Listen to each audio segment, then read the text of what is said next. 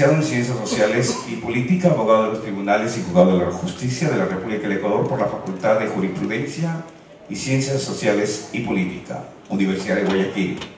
Diplomado superior en Reforma Procesal Penal, especialista en Derecho Penal y Justicia Indígena, máster en Derecho Penal y Criminología por la Universidad Regional Autónoma de los Andes, máster en Docencia, Gerencia de Educación Superior. Actualmente es fiscal de la provincia del Oro. También es docente de la Escuela de Fiscales de la Fiscalía General del Estado en el área de Derecho Penal. Ha sido miembro de la Comisión Académica del Código de Procedimiento Penal. Experiencias laborales: ha sido fiscal en Santa Elena, asesor y coordinador, asesoría jurídica de la Fiscalía de la provincia del Guayas, agente fiscal del Penal del Guayas, unidad especializada en delitos flagrantes, unidad especializada en delitos contra la fe pública, unidad especializada en delincuencia organizada, unidad especializada en delitos contra el patrimonio ciudadano, unidad especializada en delito financiero y anticorrupción. Además, el doctor ha escrito importantes obras: Estrategias penales, caso real en el sistema de administración de justicia, Impugnaciones penales, técnica y defensa jurídica, el Código Orgánico Integral Penal y su aplicación, legislación 2015.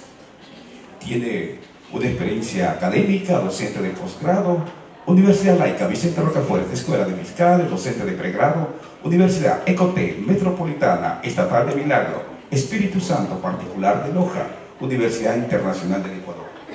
El tema es Constitución y Defensa Técnicas en los Procesos Penales. Recibamos con caluroso aplauso. Gracias. Buenas tardes, señores organizadores del evento. Buenas noches, señores ponentes, colegas todos, estudiantes, futuros colegas. Bien, el tema que me ha tocado tratar en este evento académico de alto nivel por los señores ponentes que han venido de otros países, nos honran con su presencia, a la vez aprendemos de ellos, nos enfocan con la realidad de ellos y a la vez nosotros podemos proyectarlos acá en nuestra realidad. El tema que me ha tocado disertar se refiere a si existe una defensa realmente técnica en los procesos penales, tomando en consideración lo que indica el artículo 76 de la Constitución de la República cuando habla de las normas o garantías básicas del debido proceso en todos los procesos penales, y nos dice que nadie podrá ser privado de la defensa en ningún grado o etapa del procedimiento, y que todas personas en todos los procesos judiciales tienen derecho a un defensor. Pero estaba observando una realidad chilena, por ejemplo, que realmente se proyecta hacia nuestra sociedad jurídica. Era una audiencia de flagrancia. Nosotros sabemos que una audiencia de flagrancia tiene dos momentos: un momento para discutir la legalidad de la aprehensión y un momento en el cual la Fiscalía va a decidir si formula o no formula cargos en contra de la persona que ha sido detenida por la presunta comisión de un hecho de naturaleza flagrante. Nos dice la Constitución que toda persona tiene derecho a un abogado. La pregunta ¿es suficiente que este abogado simplemente tenga una presencia dentro del procedimiento con el único propósito de velar por el cumplimiento de una solemnidad? Es decir, que una persona tenga un abogado. Y nosotros nos damos cuenta que en la práctica eso sucede. Los abogados que lamentablemente no se encuentran capacitados, con conocimientos, con solvencia jurídica, con técnicas de oralidad y con conocimientos científicos para hacer frente a una defensa realmente técnica. Nosotros observamos cotidianamente que la presencia del abogado dentro de los procesos se termina cumpliendo solamente en una solemnidad, es decir, la ley dice que debe tener un abogado y por lo tanto dentro de ese caso hay un abogado, punto. Pero vemos que ese abogado no le ofrece una defensa realmente técnica. ¿En razón de qué? En razón de que conoce o carece de conocimientos técnicos, de conocimientos jurídicos. En su formación no hay un conocimiento total de lo que son normas, tratados internacionales, etc. Y así había un caso de la realidad chilena donde en una audiencia de flagrancia el juez le dice al abogado que tiene el uso de la voz en esta primera parte de la audiencia. El abogado responde: la Fiscalía no tiene los suficientes elementos de prueba para iniciar este proceso.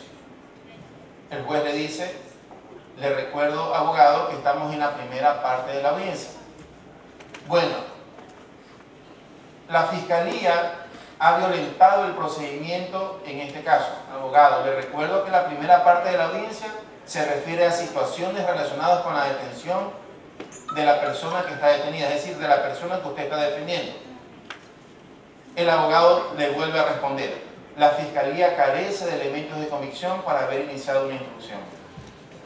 La jueza le dice, abogado, no sabemos si la Fiscalía va a iniciar o no va a iniciar una instrucción fiscal.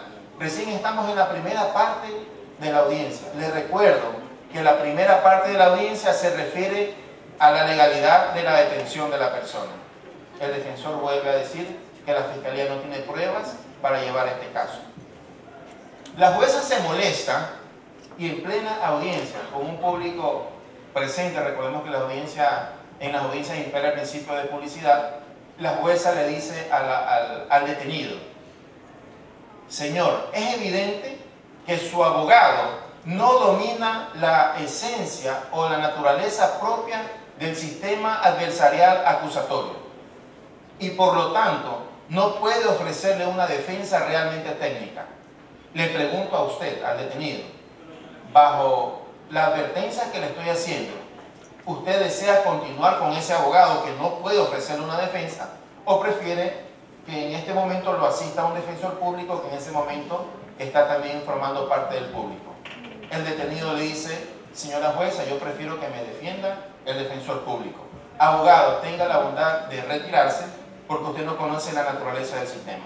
Que pase el defensor público a ofrecer la defensa técnica. Miren este tipo de situaciones que se pueden producir también en nuestro sistema acusatorio, tomando en cuenta que de acuerdo a las reglas actuales del Código Orgánico Integral Penal, los jueces de garantías penales tienen facultades disciplinarias y correctivas dentro de la audiencia, en todo tipo de audiencia. Además de eso, son jueces de garantías y como tales, su rol no solamente es el de velar por el simple cumplimiento de la solemnidad de que una persona tenga un defensor dentro de ese acto procesal, sino que ese defensor realmente pueda ofrecerle una defensa realmente técnica. Para los estudiantes y también para los colegas.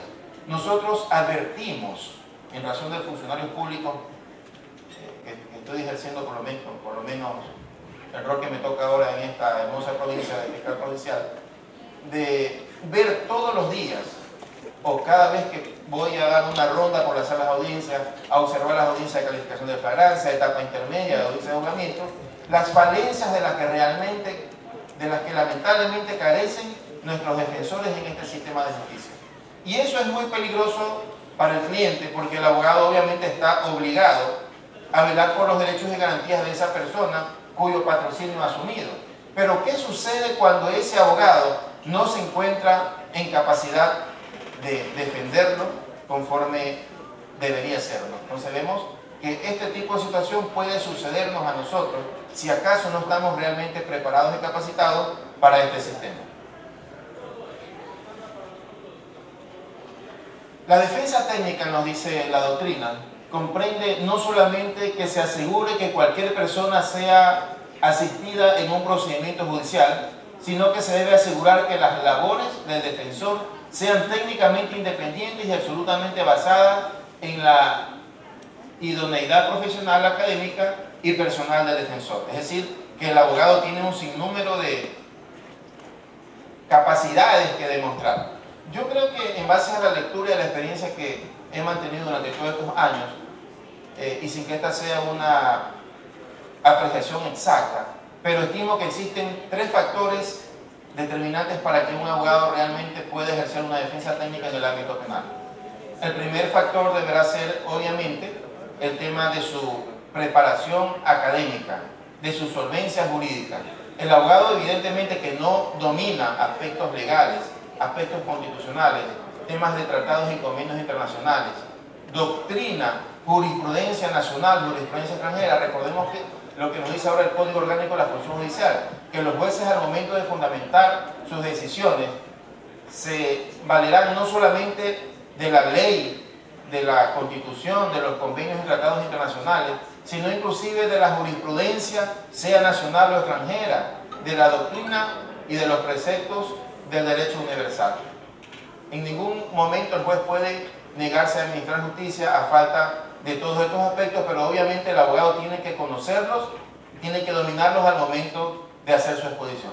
Recordemos que en el artículo 168 de la Constitución tenemos el principio de oralidad. El principio de oralidad, que no es otro que el principio rector que mueve todo nuestro sistema de administración de justicia penal, a través del cual se mueven otros principios como el dispositivo, como el de mediación, como el de publicidad, etc. Pero en definitiva, el principio de publicidad, de oralidad, se aplica a todos los procesos judiciales. Nosotros vemos ahora que, de acuerdo a las normas del Código Orgánico General de Procesos, las técnicas de oralidad también ahora se aplican a los procesos civiles, a los procesos laborales, a los procesos de niñez y la familia. Es decir, que por ejemplo en el tema de las técnicas de interrogatorios y contrainterrogatorios ya no son propias, ya no son exclusivas del sistema penal, también se manejan en los procesos civiles, y nosotros vemos que ahora hasta para sustentar un simple causa de divorcio, para poder probar, para poder demostrar una causal de divorcio dentro de un proceso sumario con las reglas del COGEC, debemos conocer técnicas de oralidad. Si no sabemos técnicas de oralidad, entonces ¿cómo nosotros podemos hacer interrogatorios? ¿Cómo podemos hacer contrainterrogatorios al actor o al demandado respectivamente si no dominamos ni siquiera la técnica de cómo hacerlo? La técnica de litigación oral. Recordemos que el juicio es un ejercicio profundamente estratégico. El juicio sabemos que es una controversia judicial sometida a resolución de los jueces, pero más allá de eso es un ejercicio profundamente estratégico. Como un buen ajedrecista, cuando mueve una ficha, sabe que para ganar la partida debe conocer por lo menos unos 5, 6, 7 movimientos de sus adversarios para poder estar protegido y para poder hacer un buen ataque, ¿no? En definitiva, esa es la estrategia que nosotros podemos emplear en los procesos judiciales. Pero si no conocemos técnicas, si no estamos dotados de estas herramientas, de estas habilidades, ¿cómo podemos hacer frente a este tipo de situación? Recordemos que en los procesos judiciales, y específicamente en los penales, en el juicio, se presentan teorías del caso, se realizan o se presentan alegatos de apertura, interrogatorios, contrainterrogatorios, objeciones, alegatos de clausura. Pero estas figuras no obedecen a la simple iniciativa o lógica del litigante, sino que obedecen a un sinnúmero de destrezas y habilidades, de conocimiento sobre técnicas de litigación oral, sobre técnicas de litigación estratégica que debemos dominar para hacer frente a este tipo de situaciones. Y les decía también que el abogado debe estar dotado de conocimientos jurídicos, de técnicas de oralidad, y no podemos retrotraernos o extraernos, mejor dicho, del conocimiento científico. ¿Qué significa eso? Si nosotros tenemos dentro de un proceso judicial que hacer, específicamente, tenemos que hacer un examen de testigos o tenemos que hacer un contraexamen de testigos, ¿cómo lo hacemos si nosotros no dominamos ciertos o no sabemos valorar o interpretar ciertos informes periciales para poder hacer este tipo de cuestionamientos dentro del proceso? Para ser más práctico, pongamos un ejemplo. Estaba en un proceso penal donde yo intervenía como fiscal y acusaba un fratricidio. ¿Qué es un fratricidio? ¿Qué es un fratricidio? La muerte dada por un hermano a su hermano, ¿no? Fratricidio es la muerte del hermano, ocasionada por su hermano. Bien. Yo argumentaba que se trataba de un asesinato. En cambio, la defensa, y expuse mi teoría del caso, pero cuando la defensa propone en su caso, ¿qué dice? Señor juez, la fiscalía está totalmente equivocada. Esto no se trata de un asesinato. Esto no se trata de un fratricidio. Resulta que la presunta víctima estaba en su dormitorio cuando llega mi defendido, que es su hermano, y observa que su hermano, el ahora fallecido, se está llevando un arma de fuego hacia la cabeza, con el evidente propósito de suicidarse. Mi defendido en ese momento corre hacia donde él con el propósito de quitarle el arma y evitar que se suicidara, con tan mala suerte que no lo puede hacer en razón de que no alcanzó a llegar y el hermano se disparó y se mató. Esa es la razón por la cual se adelanta la defensa a decir, le sale positivo el informe pericial de barrido electrónico. Bien, ahora, ese argumento de la defensa, que aparentemente era fuerte, aparentemente era lógico, en realidad no era tal.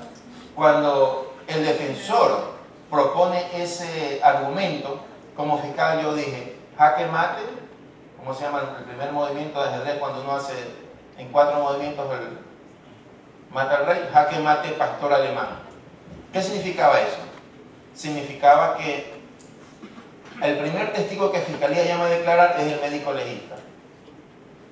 El médico legista nos va a explicar el tipo de muerte y la dirección del proyectil y si se trató de un disparo de corta, de larga o de distancia o de quemarropa. Entonces, la primera pregunta que se le hace al médico legista, se comienza a manejar la técnica del interrogatorio a lo que yo le refería, ¿no? El interrogatorio, ¿quién lo hace? El litigante que propone al testigo, en este caso, el fiscal. Si es el defensor el que propone al testigo, él hará su interrogatorio. Si el testigo va dirigido contra la defensa, pues la defensa hará el contrainterrogatorio, o si el testigo lo propone la defensa, la fiscalía hará el contrainterrogatorio. Es decir, que el interrogatorio lo hace quien propone al testigo y el contrainterrogatorio lo hace contra quien va dirigido al testigo, ¿no? Bien. Primera pregunta que se le hace al médico legista. Recordemos que cuando existen testigos expertos que declaran los juicios, existen 2 momentos. La técnica nos dice que hay 2 momentos. Un momento para acreditar al testigo y otro momento para que nos explique el trabajo pericial que él realizó, ¿no? Bien, entonces las preguntas de acreditación más o menos se manejan así. ¿En qué institución usted trabaja? Dice, trabaja Departamento Médico Legista de la Policía. ¿Cuánto tiempo tiene trabajando en esa área? Tengo 15 años trabajando. ¿Un promedio de cuántas pericias usted realiza mensualmente? Un promedio de 30 pericias. Es decir, usted hace un promedio de una pericia diaria. ¿Sí? ¿Qué tipo de pericia? Informes de autopsia. Muy bien. Se le enseña el documento, le dice, ¿esta es la autopsia que usted practicó? Sí. ¿Es su firma? Sí. ¿A quién le practicó? A fulano de tal, la persona que ha fallecido, ¿no? Ahora se le pregunta, ¿cuál fue el trabajo que usted realizó? Él dice, le abrí la región craneana, la región torácica, la región abdominal. En la región abdominal y en la región torácica no encontré ninguna novedad, pero en la región craneana observé una herida similar a la producida por un proyectil de arma de fuego con orificio de entrada y de salida, con dirección de derecha a izquierda, de abajo hacia arriba. Desde el punto de vista médico-legal es una muerte de tipo violenta, dicen los médicos legistas. Pero aquí viene el tema de por qué yo le decía que esto se constituye un jaque mate pastor alemán. Bien, desde su punto de vista médico, ese disparo que usted dice que determinó en la región craneana, ¿era de corta, de larga distancia o de quemarropa? Dice, es un disparo de quemarropa. Explique por qué razón se trata de un disparo de quemarropa. Por el tipo, de contacto arma-piel. Un disparo de contacto arma-piel, ¿no? El disparo de quemarropa es el de corta distancia y el otro es el de larga distancia. ¿Por qué es un disparo de contacto arma-piel típico de las ejecuciones extrajudiciales y de los suicidios? En razón de las lesiones que produce en la víctima, ¿no? Cuando se produce un disparo de contacto arma-piel, no solamente en la víctima va a quedar la herida de bala y la quemada de la piel, sino que también va impregnado lo que se conoce como anillo de tatuaje, es decir, la pólvora va a quedar impregnada en la piel de la víctima, lo que no va a ocurrir, por ejemplo, cuando es un disparo de larga distancia. En definitiva, el médico que dijo que se trataba de un disparo de contacto arma-piel. ¿Eso qué corrobora? Definitivamente que se trataba de un suicidio, ¿no? Es un suicidio, es un contacto de arma-piel. Estoy aprendiendo mal. El disparo fue de larga distancia, no era un disparo de contacto arma-piel. El disparo fue de larga distancia, entonces lo que dejaba establecido que descartaba el suicidio y que se trataba de un asesinato porque el disparo fue de larga distancia. Pero bien, si el abogado defensor hubiera sabido interpretar ese informe pericial, es decir, el informe médico legista, a lo mejor no se hubiera aventurado a presentar una teoría del caso indicando que se trataba de un suicidio, porque el informe de autopsia revelaba que se trataba de un disparo de larga distancia. Lo mismo ocurre, por ejemplo, cuando queremos hacer una pregunta a un testigo experto que ha realizado un barrido electrónico. Y la pregunta es entonces, ¿qué es un barrido electrónico dentro de una investigación criminal? El barrido electrónico no es otra cosa que una prueba pericial que superó, pero con creces, a la antigua prueba de parafina. La prueba de parafina, ¿qué detectaba? La prueba de parafina detectaba residuos de nitratos y de nitritos, que son los componentes de la pólvora. Pero la prueba de parafina, muy lejos de lo que se cree, no detecta pólvora. La prueba de parafina lo que detecta son residuos de nitratos y de nitritos, que son los componentes de la pólvora. Pero resulta que la técnica criminalística decía que la prueba de parafina no era una prueba irrefutable como es el barrido, sino una prueba solamente orientativa. ¿Por qué? Porque si nosotros, por ejemplo, le hacemos una prueba de parafina a una persona que había fumado cigarrillo, la prueba de parafina le iba a salir positivo. ¿Por qué? Porque la nicotina del cigarrillo también contiene nitratos y nitritos, que son los componentes de la pólvora. O por ejemplo, una persona que había trabajado en labores de agricultura con este material que se llama urea, que es un abono para las plantas, la urea también contiene nitratos y nitritos, que son los componentes de la pólvora. Por lo tanto, a esta persona que trabaja con urea le va a salir positivo en una prueba de parafina, lo mismo con una persona que labora con detergentes, porque los detergentes también tienen nitratos y nitritos, que son los componentes de la pólvora. Es decir, que una persona sospechosa de una muerte, que en realidad no ocasionó la muerte, pero que es un asiduo fumador, le hacen una prueba de parafina, en esa época le salía positivo y era una condena segura. Pero si el abogado litigante, en este caso la defensa, conoce todos estos aspectos técnicos y a través de un contraexamen puede destruir a ese testigo, seguramente va a ganar el caso. Ahora, ¿qué sucede con la prueba de barrido electrónico? En cambio, la prueba de barrido electrónico, que es una prueba que es la que se utiliza actualmente en los casos de delitos contra la vida, y especialmente en los casos de naturaleza flagrante, no es otra cosa que una prueba en la que no se va a detectar residuos de nitratos y nitritos como en el caso de la prueba de parafina, sino que se va a detectar residuos de disparos.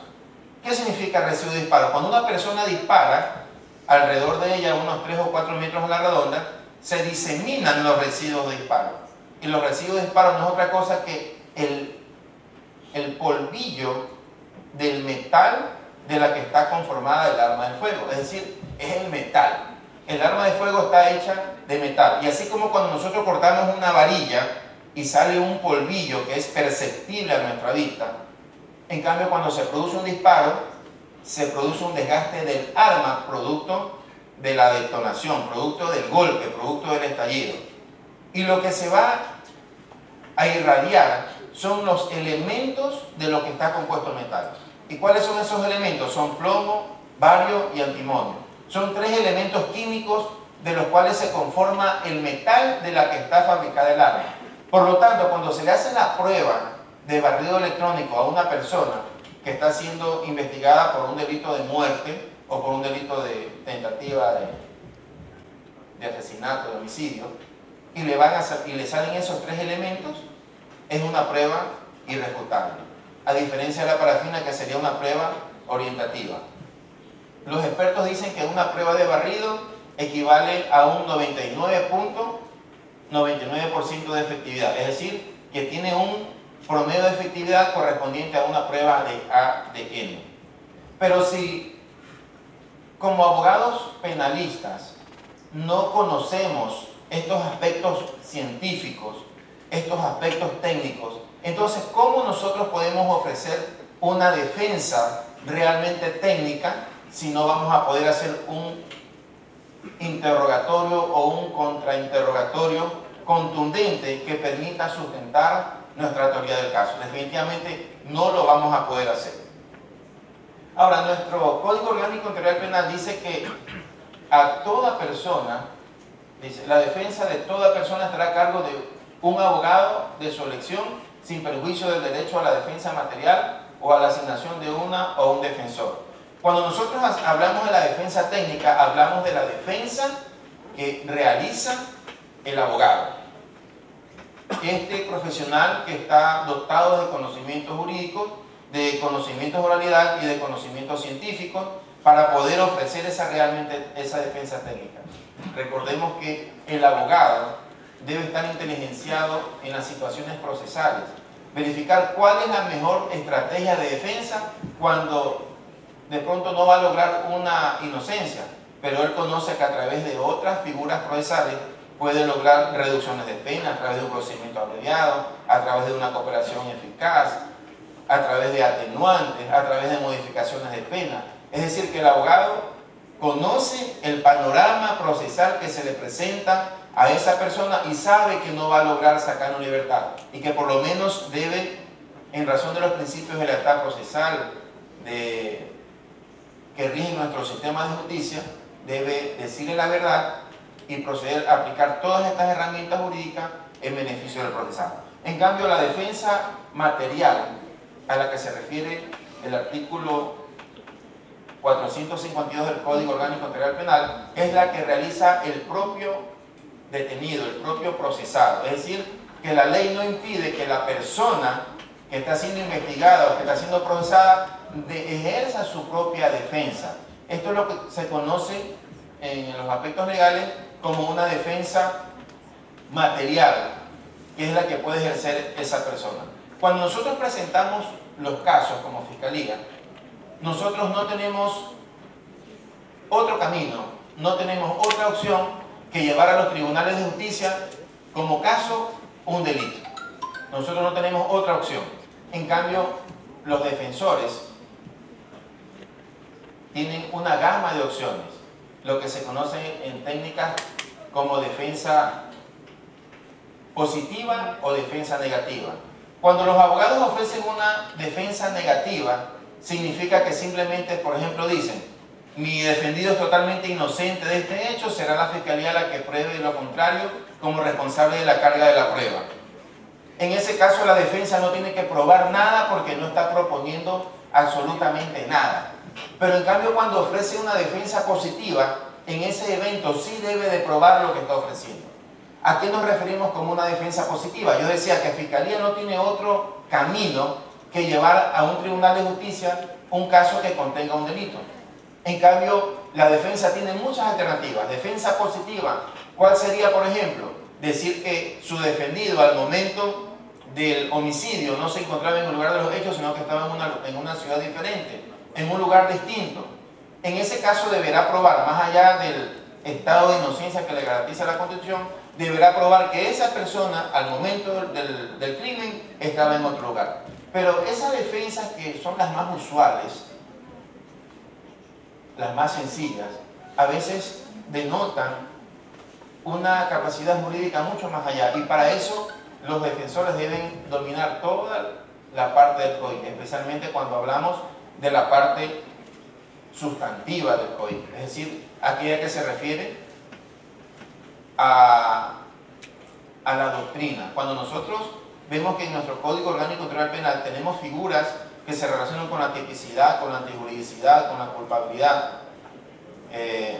nosotros podemos apreciar que el legislador le ha dicho a nuestros operadores de justicia: estas son las reglas con las cuales ustedes van a ejecutar su actuación. A diferencia, por ejemplo, de la legislación europea, donde los códigos penales tipifican directamente las infracciones, pero no nos hablan de temas de, por ejemplo, de conducta, no nos hablan de tipicidad, no nos hablan de antijuridicidad, no nos hablan de culpabilidad. ¿Por qué? Porque esos aspectos la legislación se los deja para la doctrina. Y la Administración de Justicia Europea, por ejemplo, mete la doctrina al momento de emitir sus resoluciones, porque sus cuerpos normativos no tienen realmente determinados estos aspectos, como sí lo tiene nuestro Código Orgánico Integral Penal. En ese evento, los defensores, cuando ejercen la defensa técnica, pueden decir, por ejemplo, que estamos ante un caso de exclusión de conducta. Recordemos el tema de la teoría del delito, que no es otra cosa que el camino que se va recorriendo para que una conducta sea penalmente relevante y por lo tanto imputable. Y ahí tenemos nosotros en la conducta. ¿Qué puede decir la defensa, que estamos ante un caso de exclusión de conducta, estamos ante un caso de movimiento reflejo, estamos ante un caso de fuerza física irresistible, por ejemplo, o estamos ante un caso de atipicidad, es decir, no hay tipicidad en este caso, o estamos ante un caso de antijuridicidad, aquí existe una legítima defensa, aquí existe un estado de necesidad, aquí existe el cumplimiento de una orden superior legítima a un deber legal. Por ejemplo, si nos remitimos a la legítima defensa, nos vamos al artículo 33 y nos dice cuáles son los tres elementos de la legítima defensa: actual agresión ilegítima, falta de provocación suficiente de la persona que se defiende y la necesidad racional del medio empleado para repeler la agresión. Pero cuando la defensa técnica argumenta un caso de legítima defensa, entonces en ese caso él debe haber ya establecido una estrategia de defensa para poder probar dentro del juicio los tres elementos a lo que se refiere a la legítima defensa, porque si uno le falla, tiene el caso perdido, ¿no? Entonces, cuando la defensa técnica presenta en los procesos judiciales una defensa positiva, es decir, presenta una teoría del caso, esa teoría debe de probarla más allá del estado de inocencia que le garantiza la Constitución de la República. Estos son aspectos que nosotros debemos dominarlos al momento de hacer frente a los procesos judiciales, especialmente mensajes dirigidos para los señores estudiantes, ¿no? Que si el abogado de ahora no está en condiciones de nutrirse de todo este universo de conocimiento, simplemente no podrá ser un buen abogado. Abogado que no domina técnicas de oralidad, abogado que no tiene las destrezas, las habilidades para hacer frente a este principio o para utilizar este principio de la oralidad dentro de cualquier proceso, sea civil, sea penal, sea constitucional.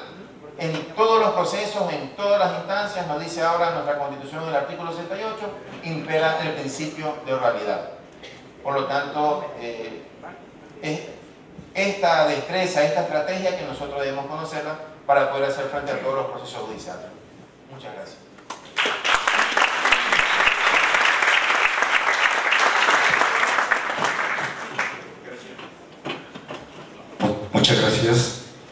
Muchas gracias al doctor Marco Ordoñana, que nos ha hecho una magistral exposición. Bueno, quiero por favor llamar a la abogada Grecia Escalona. Por favor, la abogada Grecia Escalona. Doctor Marco Ordoñana, tenga la bondad. Por favor. Tenemos un certificado. Tenemos un certificado para el doctor Marco Ordoñana. Se le entrega a la doctora Grecia Escalona.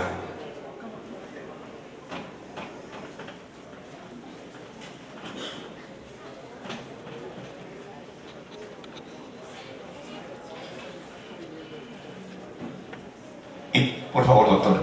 Invito a la doctora Andrea Solano, que es la presidenta de la consultora del Lobo. Por favor, hace la entrega de este hermoso estatua del monumento bananero. Invito a la doctora Isabel Ramírez. Invito a la doctora Isabel Ramírez, que hace la entrega de este botón del Instituto Panamericano de Derecho Procesal. Declara doctor Marco Ordoñana miembro honorario. Gracias por los aplausos, muchas gracias. También tenemos un botón. La doctora María Fernanda Gallardo, jueza de la Corte Provincial, hace la entrega también de este botón y lo declara el doctor Marco Ordoñana socio de honor. Por favor, doctora, tenga la bondad, flamante jueza.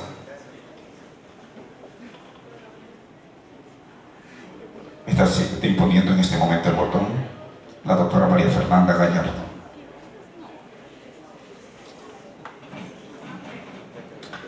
Muchas gracias.